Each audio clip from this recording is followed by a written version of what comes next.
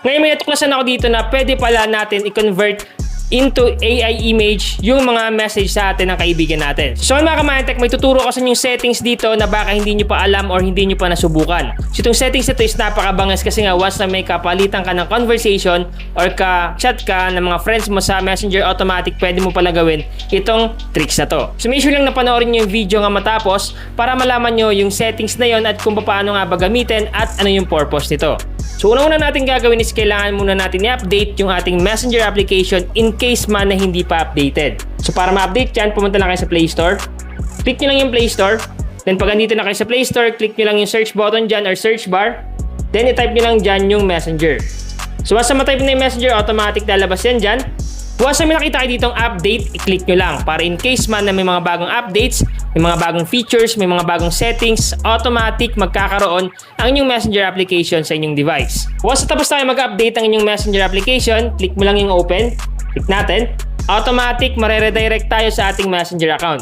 Ngayon nga ba yung sinasabi ko sa inyong settings na na-discover ko na baka hindi nyo pa alam or hindi nyo pa nasusubukan. So mamili lang kayo dito ng kaibigan nyo sa Messenger. For example, ito, click lang natin. So syempre makikita nyo dyan yung mga palitan ng conversation. Ngayon may natuklasan ako dito na pwede pala natin i-convert into AI image yung mga message sa atin ng kaibigan natin. So for example, may nag-message sa'yo. For example, ito, nakalagay red ball. So yan sa Tagalog is pulang bola. Ngayon, pwede mo pala yan gawin na AI image. Okay? So paano nga ba yun gawin? So ang gagawin mo lang, halimbawa may message or chinat sa'yo na word. Kunyari ito, red ball. Long press mo lang. Then click mo lang itong more dito. Click more.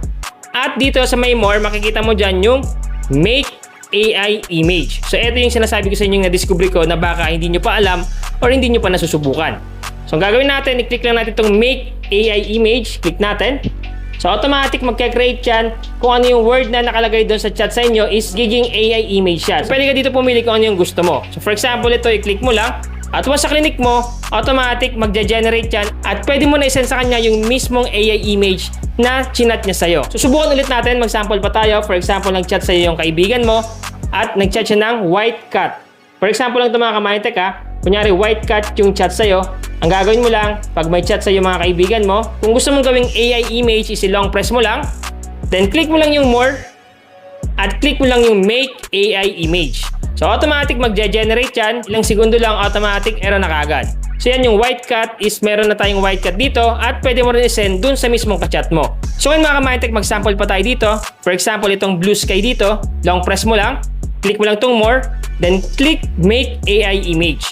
Automatic, within seconds lang, andyan na yung blue sky na chinat sa atin ng kaibigan natin. So ngayon, pumili ka lang dyan kung ano yung lumabas, pwede mo rin sa kanya i-send at para makita niya na yung chinat niya sa'yo is pwede mo pala gawing AI image. So napakabangis talaga ng update dito sa Messenger ngayong 2025. So sa mga hindi pa nakakaalam, subukan nyo na to ngayon at mag-comment kayo sa baba kung gumagana sa inyo yung settings na to.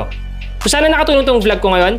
Once again, Mindtech PH, thank you and God bless all.